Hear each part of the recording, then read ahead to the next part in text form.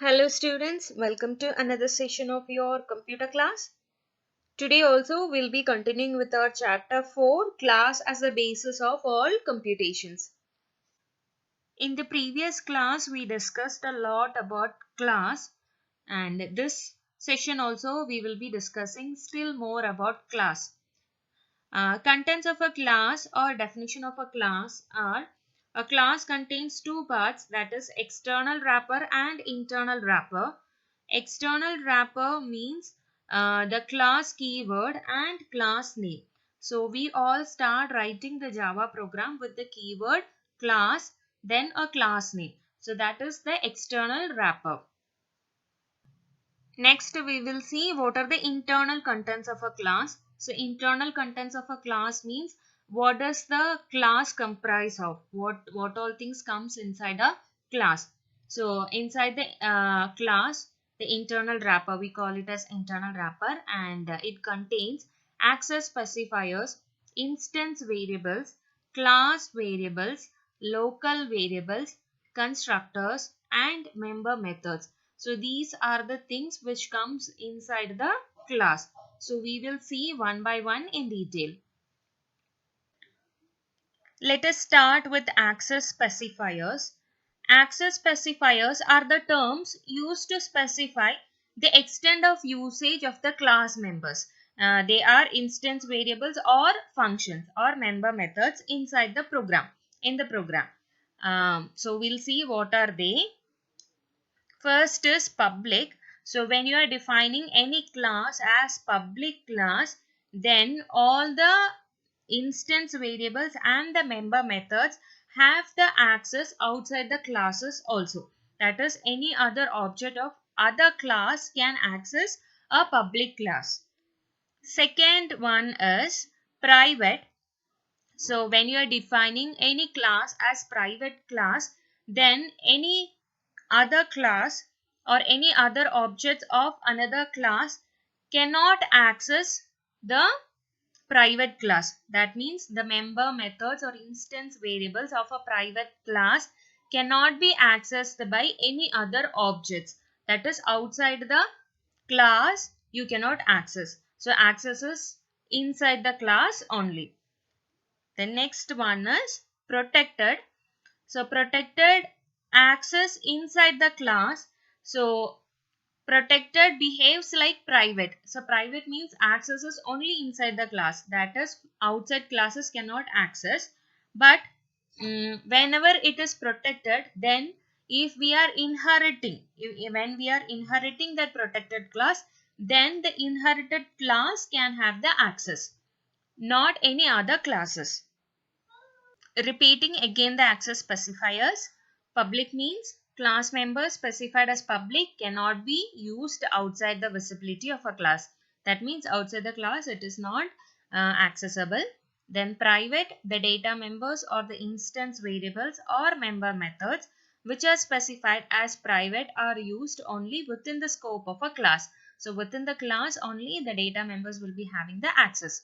The next is protected. Protected members are used in the class as private members which can only be accessed within the class but can be used to another class during inheritance. During inheritance, you can access the protected members, whereas it cannot be accessed by the outside class or outside objects or members. Next content that we can see inside a class is a constructor. You know what are constructors. Let us recall once again. These are the member methods which are used to initialize instance variables, and they possess the same name as the class name. They don't return any values, that is not even void we mentioned while we define constructors, and constructor must be always public. So these are the features of a constructor, and I'm not showing here the example because you already know it. So please refer constructors chapter to know the examples. Next, let us see what are functions or member methods. The methods that are defined within a class are known as member methods. So you know what are functions because we learned in chapter functions in detail. Then member methods are called as member functions also. Then a member method can be declared public or private. Then member methods are basically used to handle class instance variables. So member methods usually uses instance variables for its calculations. And a member method can be parameterized and return the outcome. So member method can be without parameters or with the parameters. So when it is even, it can return the value or not return the value. Please refer the functions chapter to know more about functions if you are having any doubts. There are different types of variables we use while defining a class. So we will see one by one. First, we'll see what are instance variables. Instance variables are the variables declared within the class but outside the member method. So member method means function. So you know how to write a program using functions. So any variables which are defined inside the class but outside the member method is known as instance variables. When a number of objects are created for the same class, the same set of instance variables are used for all. This means when you have used three instance variables, for example, int A, int B and int C.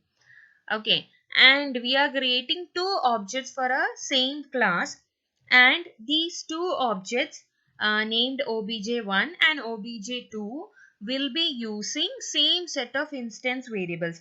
That is, obj1 will be having int A, int B and int C. obj2 also will be having int A, int B and int C. That is, it will use the same set. How many instance variables are used, that will be completely used by the objects created by the class. Next is, instance variables are also referred to as fields of an object. We also call instance variables as a fields of an object. Next is instance variables belonging to different objects containing different values. Here in the previous example, I told you like int A, B, C will be used by obj1 and int A, B, C will be used by obj2 also.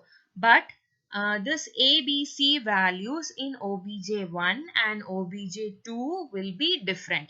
It may not be same. Clear? Next type of variables we use are class variables or static variables. So class variables are also called as static variables. Class variable is a variable that is declared within the class along with the static keyword. So any variable when we declare use a static keyword, then it is known as a class variable or static variables. A variable declared static will be available as a single copy to be used by all the objects of a class. That means when there are two or three objects for a class, and if the variable is declared as a static, then unlike instance variables, there won't be a multiple copy. Only single copy will be shared by the objects of a class. Example, static int A is equal to 5. So when we are defining only int A is equal to 5 outside the function inside the class, then it is a instance variable. And when we add the static keyword along with the variable, then it becomes a class variable. To understand in a better way, let us see what are the difference between class variable and instance variable. Instant variables are declared without static keyword and class variables are declared with the static keyword. So that is the main difference. Instance variables are declared without static keyword and class variables are declared with the static keyword. Then instance variables are the individual copies of each object, whereas class variables are the common copy for each object. So that is what we discussed. Let us see this in detail now. Here is a class A Static int I, int j, static string s1, string s2.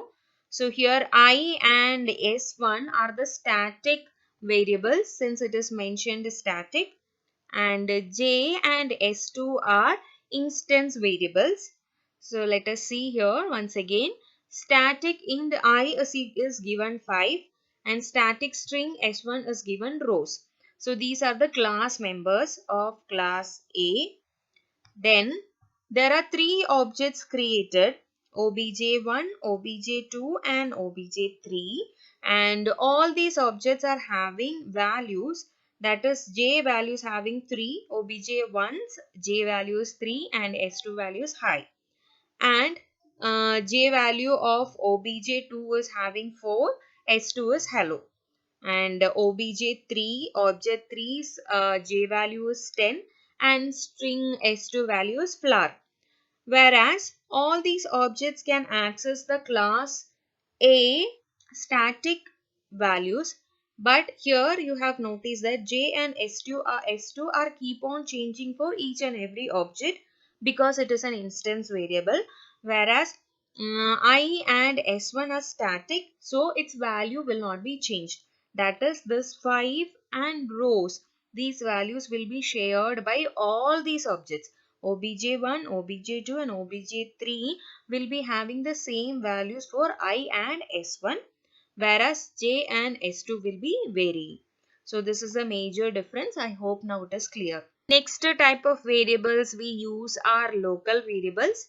It is declared within the body of a method. So when we are defining a function or a method, when we are declaring any variables inside that method, then it is known as local variables. A local variable can never be a static variable. So local variable can never be a class variable. The scope of these variables is limited within the curly braces of a method in which they are declared. That is, inside the function starts with curly braces. So inside the curly braces, we define the local variables, and the local variables lifetime or its scope will be limited inside that curly braces only.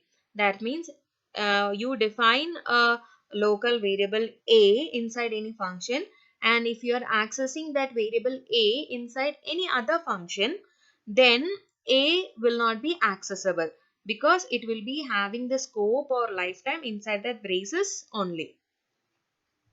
Next is, they are not given initial values, thus you must assign a value before you use a local variable. That is, you cannot assign any initial values because initial values will be assigned by the constructor to the instance variables only, not to the local variables. So when you are using any local variables, before you using it, it must have a value. Here is an example depicting different types of variables used inside a program. So class example is a program int A. So it is an instance variable. Then static int B, static keyword is used. So it is a class variable. And void function, this is a method. So inside that we are declaring another variable called as C. So it is a local variable. This chapter is completed, and I hope that you have understood all the terms related with the class are clear, that you understood it properly. Thank you.